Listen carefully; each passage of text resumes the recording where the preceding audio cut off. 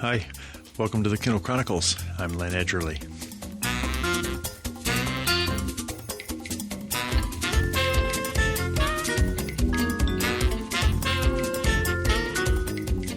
Today is July 31st, 2020, and I'm recording at Ocean Park, Maine, looking out at some moonlight flickering on the ocean. It's a calm night, and we've had some nice summer weather here with my daughter and two sons and Mike, their husband, next door, Jake and Ryan, 6 and 4.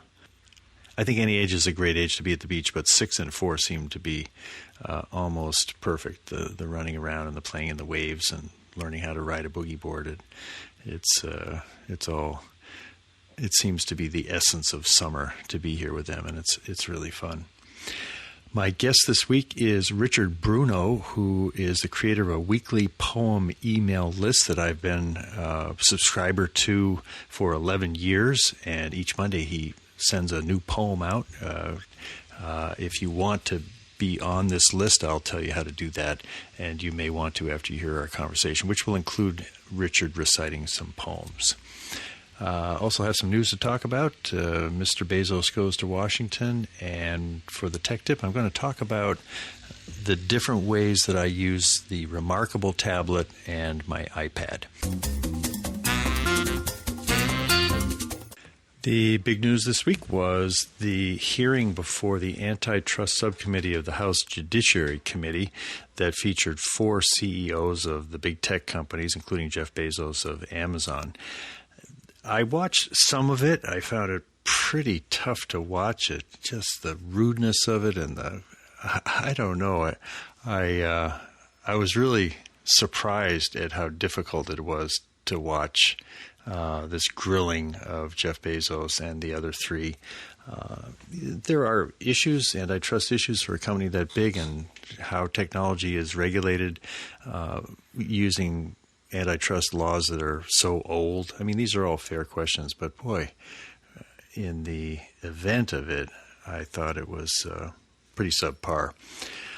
I have talked with Jeff Bezos in person 4 years ago and then 8 years ago on the 4th and 8th anniversaries of the show, and I thought there might have been a scenario where there'd be a chance to do it again on the 12th anniversary, but obviously these times are crazy, and that didn't happen.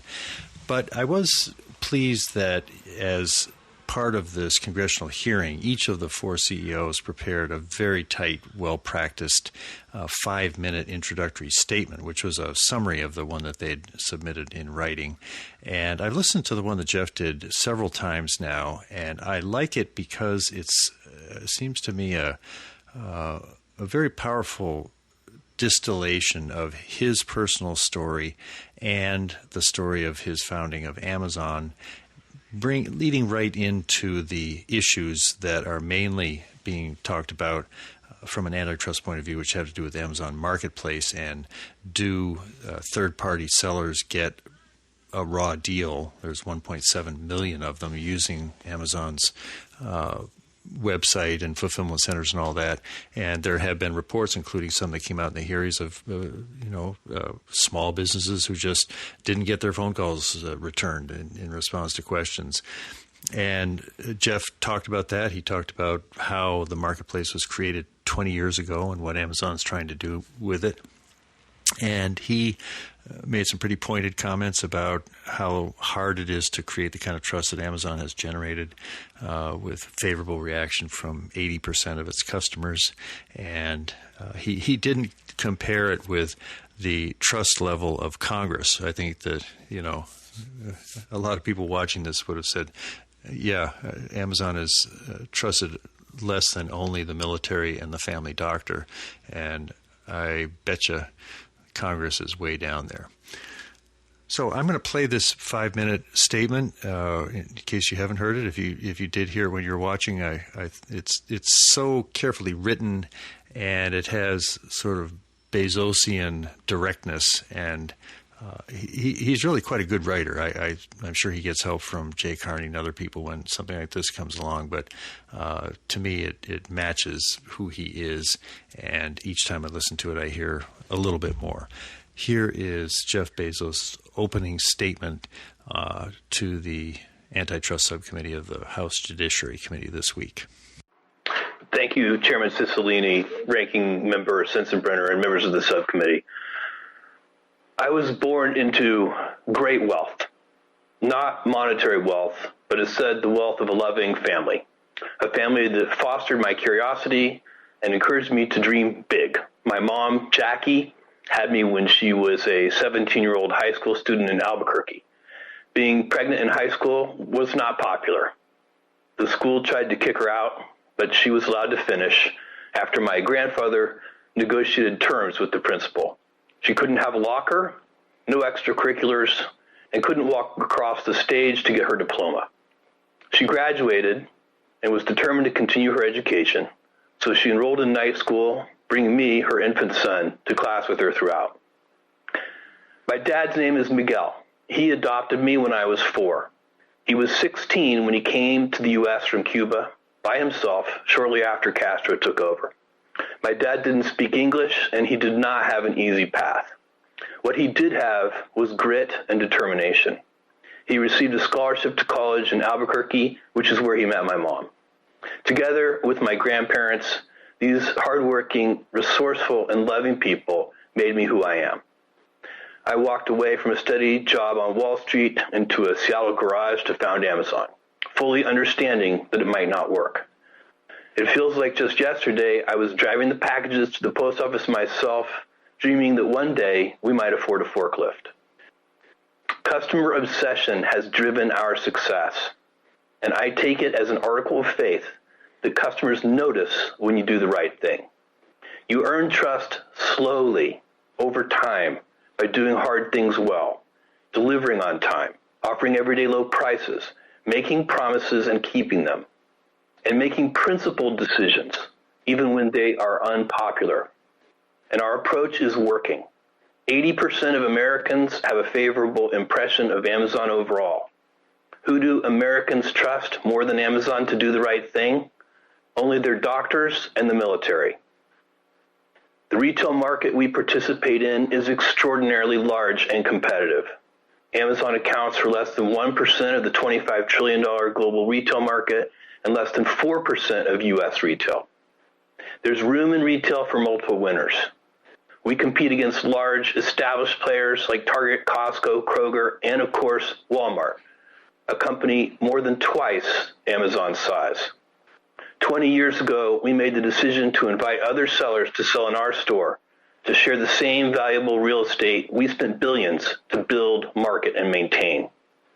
We believe that combining the strengths of Amazon's store with the vast selection of products offered by third parties would be a better experience for customers, and that the growing pie of revenue and profits would be big enough for all.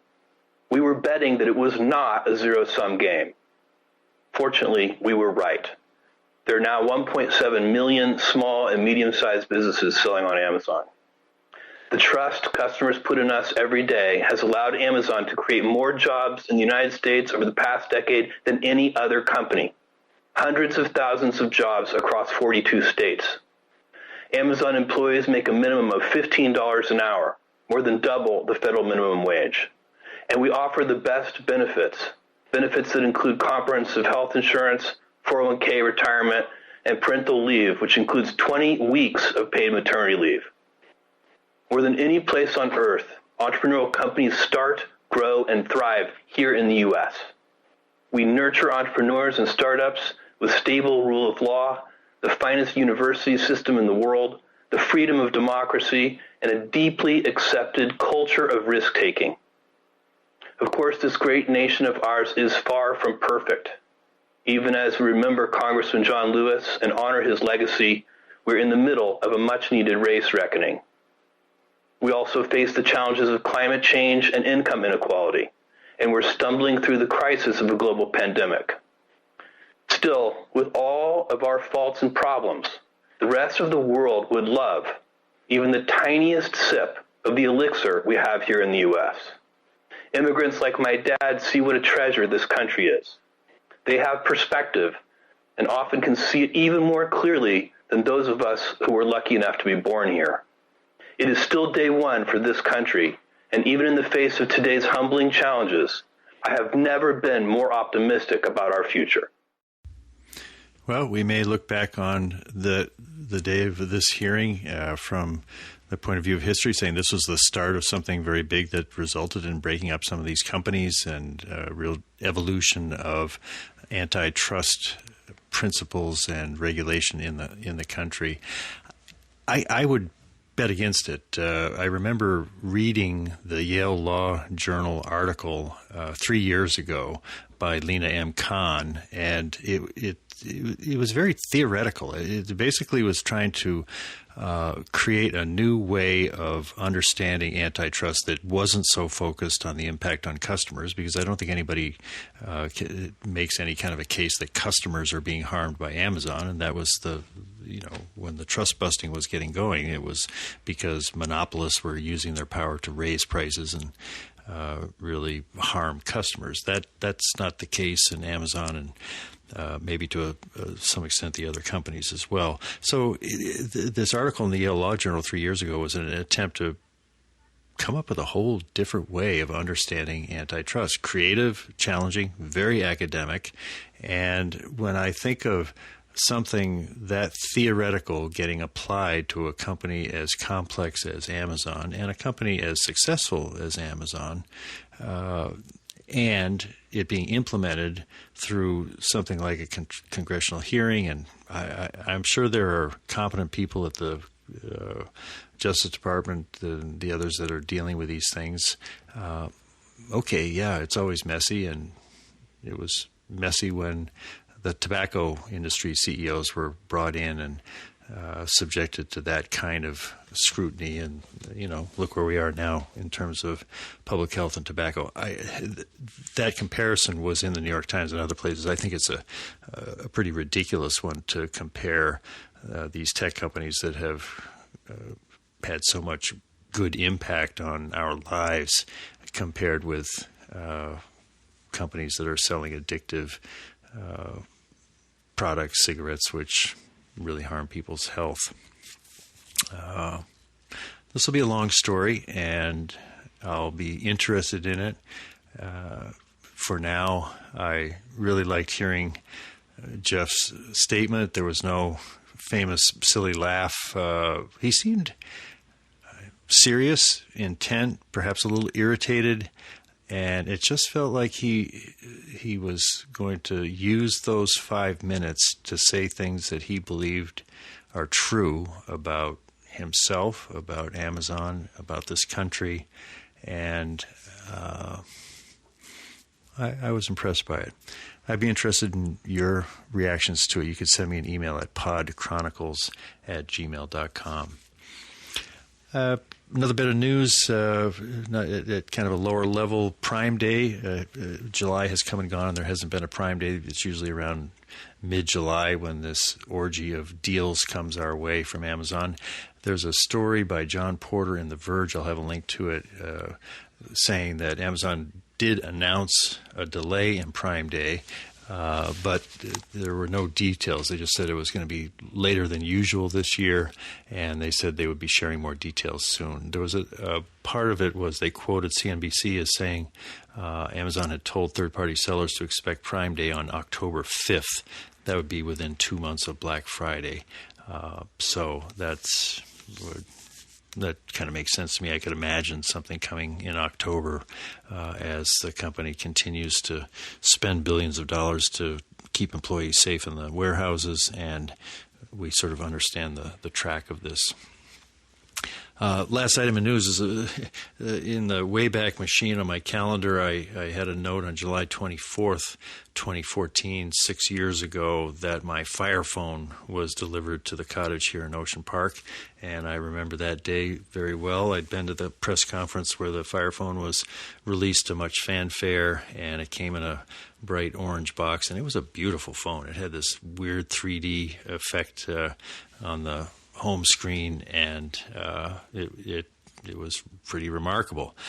If you're looking for an example when Amazon, for all of its market power, wasn't able to get success in the market. The Fire Phone is something everybody always mentions. The company lost $170 million introducing a rival to the iPhone and the Android phones.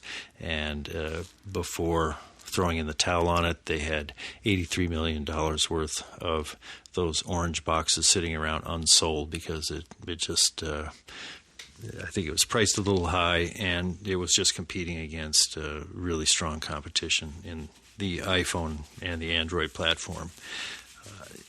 From there, I think it's kind of a direct line to the success of Alexa, because as Amazon was forced to look at a different way to interact with customers using a device, that's where Alexa came in, and Bezos moved a lot of resources into developing that platform. Of course, that's been wildly successful. For the tech tip, I want to talk about the Remarkable tablet, which is an e-ink tablet, black and white screen. There is a Remarkable 2 coming out this summer. I've ordered one. It looks even slimmer and kind of a beautiful new version of this tablet.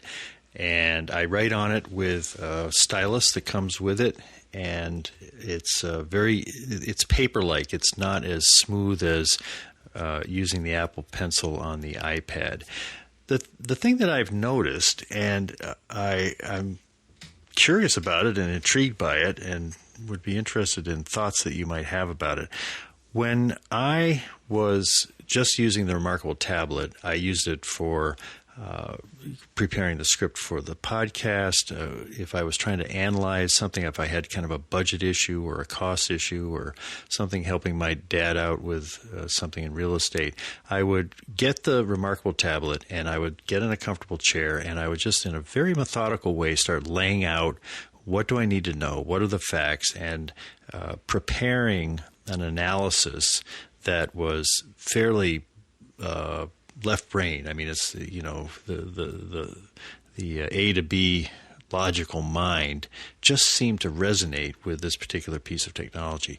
When I got an iPad Pro earlier, I guess probably back in April when I was up here, all of a sudden I could create a note using the Apple Pencil, and you can choose all these different colors, and the width of the pen can vary, and if you double tap on the pencil, it turns into an eraser. It's a much more beautiful, elegant interface, but it doesn't have that sort of smooth paper type feel to it because it's moving on the glass of the iPad as opposed to the slightly rougher feeling screen of the e-ink screen. And what I've noticed is that when I'm working on a song, when I'm working on the script to the show, creative things, I'm naturally drawn to the iPad, largely because I'm going to be having color. I can choose the color that the pen is going to be writing, and you can move things around easier. It's a more fluid interface. The Remarkable tablet, you can do things, but everything's kind of one tap to turn it into an eraser and then back to a pen, and it's a little more cumbersome. But the big difference is the color, and the fact that when I'm on the iPad, I'm in color just seems to sort out different kinds of thinking projects than the ones that just seem right on the Remarkable. And it's so powerful that I've found myself, let's see, the other day I was trying to figure out, Dad had a problem because there was a mistake on the marker on Mom's grave in Sudbury, and it was just sort of complicated. There's six sites in this plot in the Mount Pleasant Cemetery, and somehow it got shifted around, and I had to remind myself who the players are, who's the monuments company, who's the superintendent of the cemetery. And I just wanted to, and everybody's kind of angry that things had, landed poorly, and I just wanted to get my rational mind to understand what had gone wrong and what we needed to do to fix it. And there was no way I was going to do it on the iPad. I've got the Remarkable in sort of a window seat storage area, and I went down there and fished it in, and luckily there was a charge, and I just knew that that's what I had to use to think through this gnarly problem about the cemetery. So I guess the tip in all that is, I think as we have technology tools to do creative things, as you get more adept at them and as the tools themselves become more powerful, you can start seeing which kinds of a project a certain bit of technology is most helpful for. And that's the insight here. And when the new, thinner, remarkable tablet shows up, maybe I'm going to be even more drawn to it. But at that point, I'm going to have too many remarkable tablets, and I'll probably be having some kind of a contest to give it away. Richard Bruno has been a leading creative director in business communications for 25 years. He's a former actor, director, theater producer, editor, college professor, and New York City government official. He has a bachelor's degree from Boston College and an MFA in directing from Brooklyn College, and he has completed all coursework for a PhD in theater history from City University of New York. 11 years ago, he corresponded with me about an interview that I was planning for the Kindle Chronicles with Ian Freed of Amazon, and in the process, he mentioned his email list by which he forwarded one poem a week to subscribers. So I signed up, and his weekly poem has been showing up in my inbox each Monday ever since. It was so long ago that as I came across it recently and it caught my eye, I'd forgotten the genesis of it. I said, I wonder how I ever got on this list, and it turned out that we'd had some correspondence 11 years ago. So I reached out to him and was glad that I was able to connect with him by Skype at his home in Manhattan. In preparing for our conversation, I asked if he would read several of the poems that I've gotten on his mailings over the years, beginning with this one by Mary Oliver. Self-Portrait by Mary Oliver. I wish I was 20 and in love with life and still full of beans. Onward, old legs. There are the long, pale dunes. On the other side, the roses are blooming and finding their labor no adversity to the spirit. Upward, old legs. There are the roses and there is the sea shining like a song, like a body I want to touch, though I'm not 20 and won't be again, but 70, and still in love with life and still full of beans. Well, that poem appealed to me because I'm going to turn 70 on August 30th. I think you've already passed that landmark. Yeah, welcome to the club. When did you turn 70? About a year ago. This is a wonderful poem for claiming the delights of being at our, I won't call it advanced age. It's just the right age, it seems. Well, and so let's roll back to your project of sending a poem every week to a list of people by email. When did this start? How did it start? What did you think you were doing when you sent the first poem? It actually started as a solution to a business problem. I at the time, and we're talking about 1999 or something, I was an executive creative director working for a marketing communications company. And as pretty much everybody in my little niche industry does and did, we rely very greatly on the services of freelance writers, freelance designers, freelance creative directors, and I was looking for a way to keep in touch with these folks, to stay sort of top of mind, so that when I were to need them, they would hopefully be available. And so this was one of my solutions to communicate with them on a regular basis with something that I believed they were predisposed, being creative people, to like. So I started this somewhere in the middle of 1999, and then I switched jobs, and the new job relieved me of the necessity of putting teams together. I was more or less working on my own projects. And yet I had gotten really into sending out these poems. So I redesigned and reimagined why I would do this. And so although I kept my creative colleagues on the list, I expanded it to include friends and acquaintances and, friends of friends. And so that's how it really began. I sort of think of its birth date as being sometime in November of 1999, so a little over 20 years ago. When you shifted from a very creative solution to the need to get in touch with your freelancers to a more personal list of friends and family, how would that happen?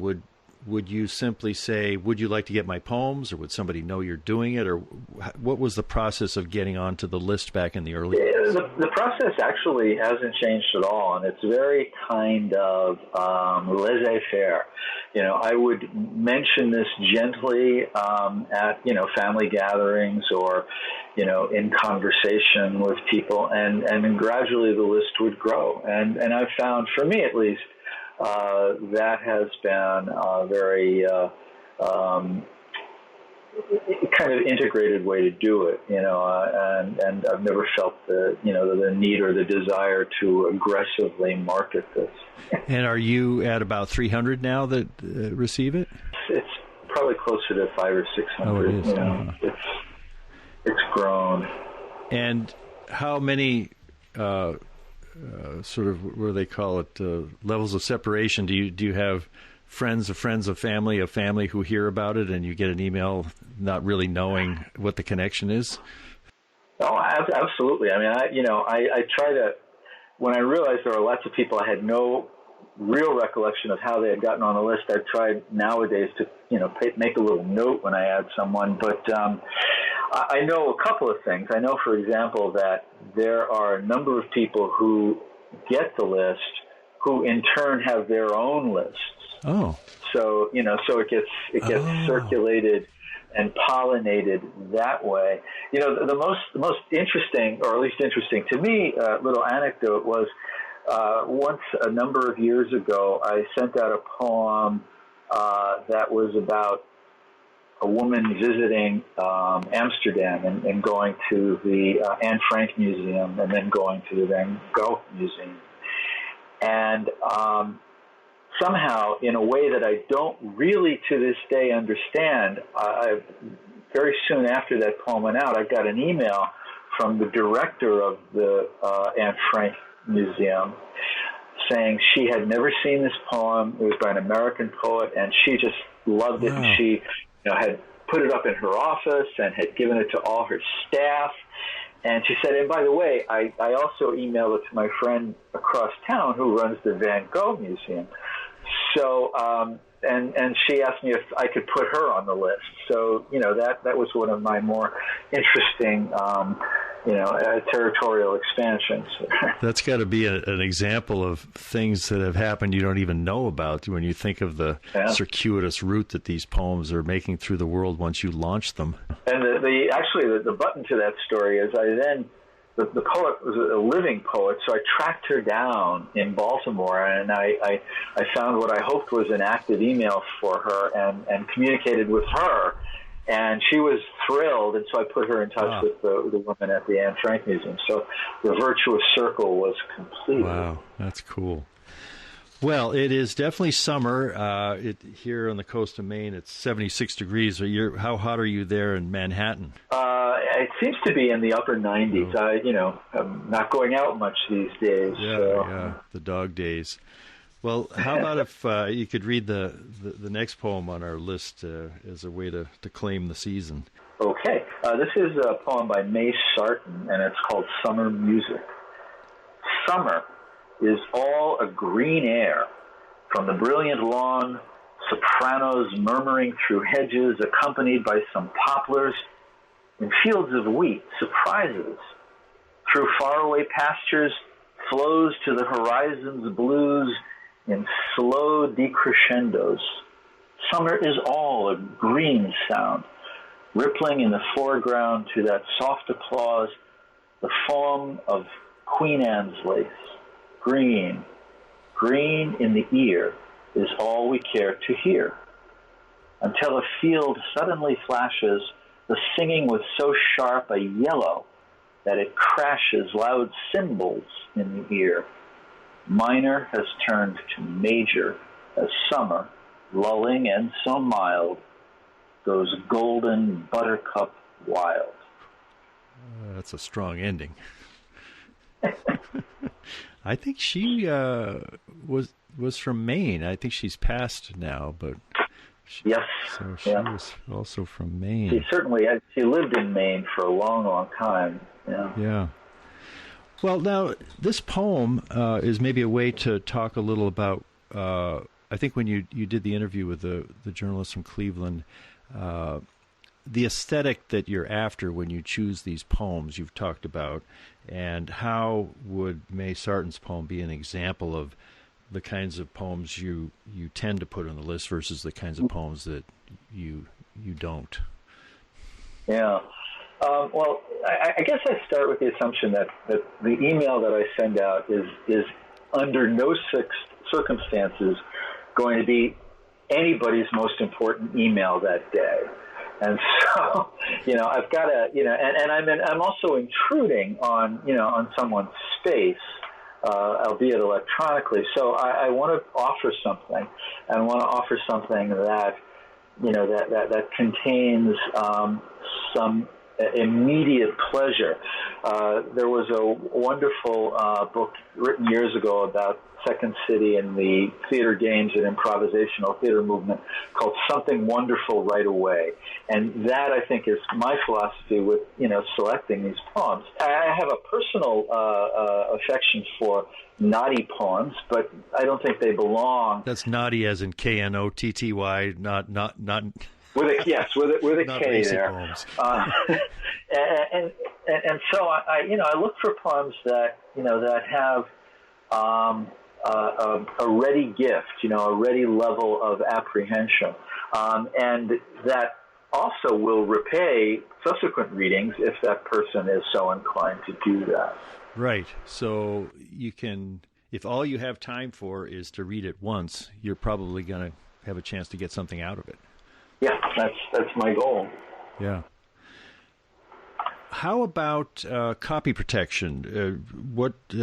This is a private thing. You're not making any money on it. You're not using it for commercial effect. But are there any copyright considerations? I mean, what if you had 5,000 people on a list like this you were sending out?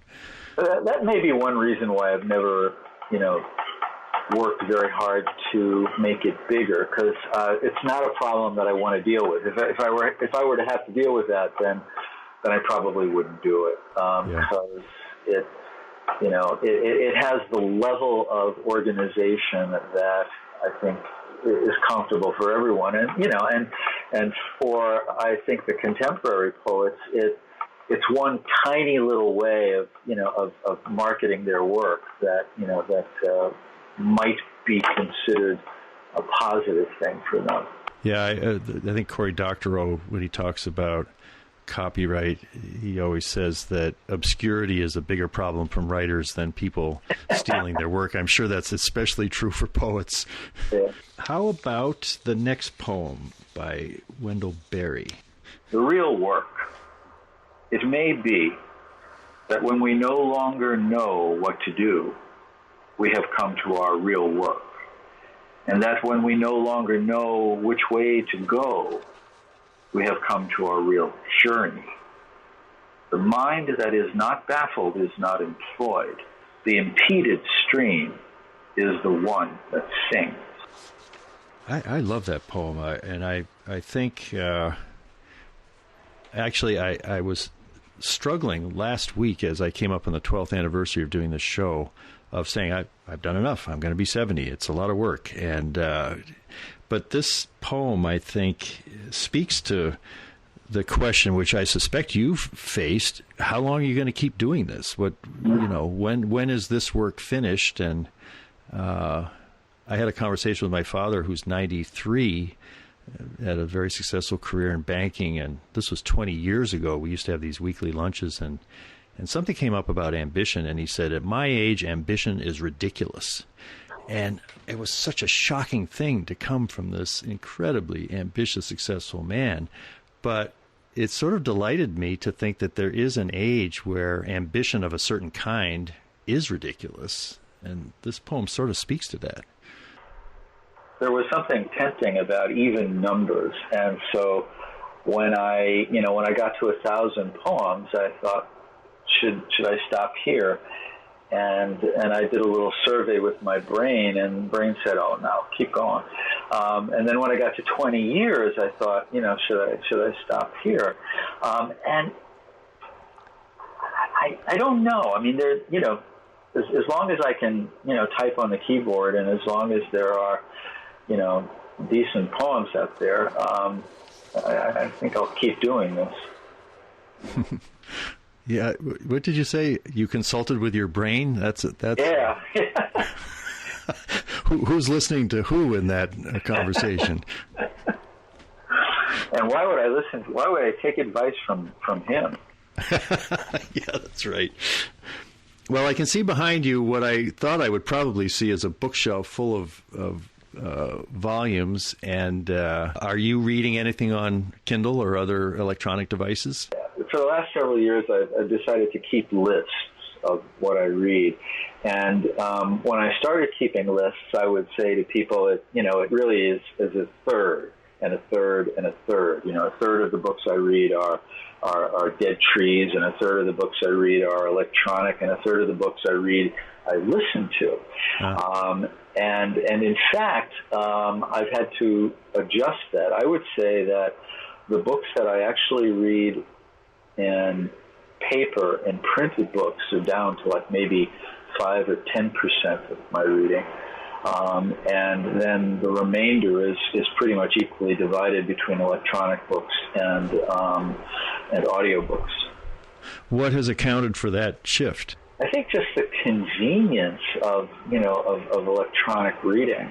I have no inherent sentimental attachment to turning pages manually. I'm perfectly happy with the aesthetic experience of reading electronically, and the convenience just makes it an overwhelming choice. Yeah. When you read electronically, what device or devices are you using? I mostly use a Kindle Fire. I have a Paperwhite, which I gave to my wife to use. And the Fire, lets me cheat. I can easily, check email or something, as opposed to the purpose-driven, more formal Kindle. Sometimes you want to just snack on a tweet or something, and it's hard to do that on the Paperwhite. Well, with that, talking about the way we read, it'll be fun to hear you read the next poem. This is a poem called On Books by a woman named Carolyn Wells, who's probably best known as a mystery novel writer in the 30s, 20s and 30s. She wrote, "The books we think we ought to read are pokey, dull, and dry. The books that we would like to read, we are ashamed to buy. The books that people talk about, we never can recall. And the books that people give us, oh, they're the worst of all." I love that. As I was happily scanning through all the poems that you sent me in the last 11 years, I was noticing the poets that were coming out more than once, and they included Mary Oliver, Jane Hirschfield, Joseph Stroud, Philip Larkin, Billy Collins, Emily Dickinson. Do you have a sense of, among those poets, or just your general affinity toward poets, what kind of poets tend to have the most impact on you? I would say that those are all poets for whom I have very great affection, and whose work I turn to frequently. There are others. There's a wonderful Polish poet called Wisława Szymborska. Mm-hmm.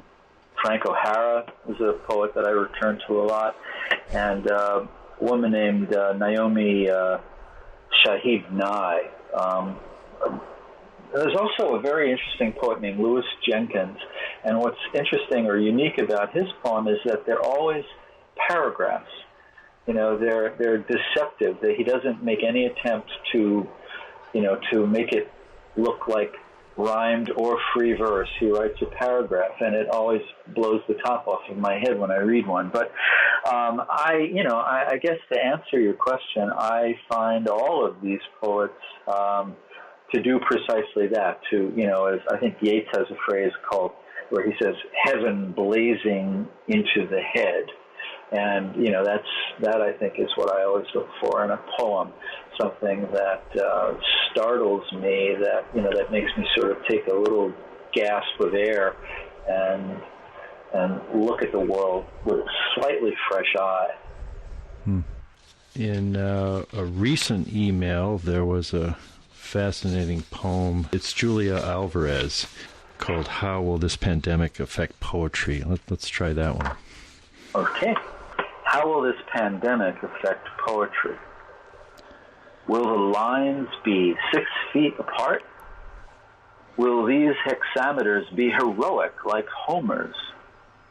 Will each word have to be masked? Will there be poetry insecurity? Will there be enough poetry to go around? Will poems be our preferred form of travel? Will we undertake odysseys searching for Ithacas inside us? Will poetry go viral? Will this dis-ease infect us? Will it help build up antibodies against indifference? Will poems be the only safe spaces where we can gather together, enter their immense silences, see snakes slithering inside sestinas, listen to nightingales singing on the boughs of odes, hark a lark in the terza rima, a hawk in the haiku? What if only poetry will see us through? What if this poem is the vaccine already working inside you? Wow. That's the first pandemic poem I've seen. How do you find a poem like that? If you remember the path that led you to this one, or each week when you look out over all the possible poems, do you have a method that's evolved over time, or what are the filters like? I get a bunch of newsletters. I think actually this poem came from, I became aware of this poem from a Washington Post weekly newsletter about books. In fact, it's part of an anthology that is being published in October and November of pandemic poems. So I have newsletters. I do my own reading. People recommend things, and so I've got a folder on my hard drive of many hundred possible poems. And what I try to do is let them marinate for a while. So I used to have a rule that I would not use a poem unless it's been sitting on my desk for a year. I've abandoned that rule because of the times we live in. I also try not to repeat a poet more than once a year. And for the most part, I've kept to that, but not entirely. Well, that's an interesting rule that you were operating under, that you would require a poem to sit on your hard drive or your desk for a year. What was your strategy for that rule? I was skeptical of my own enthusiasm, perhaps, and I wanted to make sure that it wasn't just a crush, that there was real affection here. You have a very simple sort of template for the weekly poems. There's the poem, you can read it in the email, you can double click on a PDF, and then you just list I assume your mobile number and your email. Yeah. How often do you, if you've got 500 or 600 people receiving it, how many emails and phone calls do you get a week in response to what you've sent out? It varies. I would say that usually, I don't know, half dozen or more, half dozen to 10 people will respond. Some people never have, and that's fine. I don't really know, the click rate or, if these are being opened, but that's fine. Does anybody ever feel so moved that they just call you up and say, hey, thank you for that poem, and you've never heard from them before? Well, first of all, no one would ever call anybody in the world we live in, right? I mean, it's amazing to me how telephone calls have become transgressive. Yes. It's like, I'll text somebody to say, can I call you? Right. That's true. What's remarkable is how quickly that happened. But I do get, emails from people that, that, again, I may have no recollection how they got on the list. Right. But, for some reason, something about that week's poem resonated for them. And that's always a delight. And then an occasional text message, which, as you say, is not quite as intimate as the phone call. Yeah. Well, let's finish with a favorite poet of mine, Billy Collins. Maybe talk a little about why you chose this one. Well, Billy Collins is a fascinating poet to me because he really does embody what I was talking about earlier, about someone who gives you something wonderful right away, and then continues to give you more and more and more. And there's actually a Scandinavian poet who is sort of like the Scandinavian Billy Collins, named Benny Anderson, who seems to me, at least in translation, to operate the same way. It's very approachable, very conversational.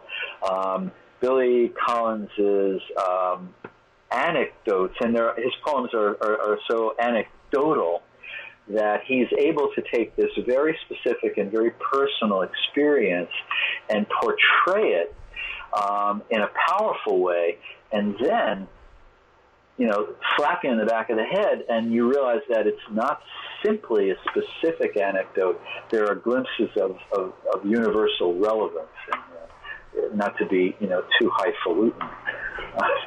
Yeah, he's very sly that way. He'll sort of slip something to you that had more substance than you first realized. Wait, there's a brand here? Okay, let's hear this one. Genius by Billy Collins. Genius was what they called you in high school if you tripped on a shoelace in the hall and sent all your books flying. Or if you walked into an open locker door, you'd be known as Einstein, who imagined riding a streetcar into infinity. Later, genius became someone who could take a sliver of chalk and squire pi 100 places out beyond the decimal point. Or a man painting on his back on a scaffold, or drawing a water wheel in a margin, or spinning out a little night music. But earlier this week, on a wooded path, I thought the swans afloat on the reservoir were the true geniuses, the ones who had figured out how to fly, how to be both beautiful and brutal, and how to mate for life. 24 geniuses in all, for I numbered them as Yeats had done, deployed upon the calm, crystalline surface. 48 if we count their white reflections, or an even 50 if you want to throw in me and the dog running up ahead, who were at least smart enough to be out that morning, she sniffing the ground, me with my head up in the bright morning air. Yeah, he is a genius. Well, and I saw that when you were asked by the journalist in Cleveland whether you have written any poetry yourself. You laughed and said, no, that's not something. Since that interview, have you been tempted to create any of your own poetry? Oh, no. I understand as I've grown in my decrepitude, I have a clearer understanding of what goes into being a poet, and that, for better or worse, that's not the way my mind works. I can appreciate it, but it's not something I can do. That's interesting. Having gone through an MFA program in poetry, I was so used to a world where it seemed like the only people who appreciated poetry were poets. In the little magazines, you'd subscribe to Agni or whatever so that you could see your poems in it and your friends' poems. And the idea of an actual lover of poetry who's not a potential poet themselves, I find that a refreshing realization that you exist. I think there are more of us out there than you would expect. Do you think these current times are likely to generate more interest in poetry for some of the reasons that poem was suggesting? I don't know. I would hope so. I think that that a poem can be sort of a nugget of comfort. Auden famously said, "Poetry makes nothing happen." And then Shelley said that the poet is the unacknowledged legislator of the world. I think I more side with Auden than Shelley. Poems are not going to solve the pandemic. They're not going to change a society that is riven with endemic racism. But if they can make you stop for a second, and call into question big or little assumptions, then maybe that's a great thing. I have been speaking with Richard Bruno, a leading creative director in the business communications arena for 25 years and the weekly curator of an excellent supply of poems. Thanks very much, Richard. Thanks, Len. If you would like to receive a free poem each Monday from Richard Bruno, all you have to do is send him an email at richardgbruno, Bruno, @gmail.com. And you might mention that you heard about it here at the Kindle Chronicles. Next week's guest will be James McQuivey, coming back after quite a while since we last talked to him to talk about the pandemic, about Amazon's antitrust issues, and anything else that's on his mind. It's always good to have James in the house to see what he's thinking about what's going on in the world. This is Len Edgerly for the Kindle Chronicles in Ocean Park, Maine. I really appreciate your taking the time to listen to my show.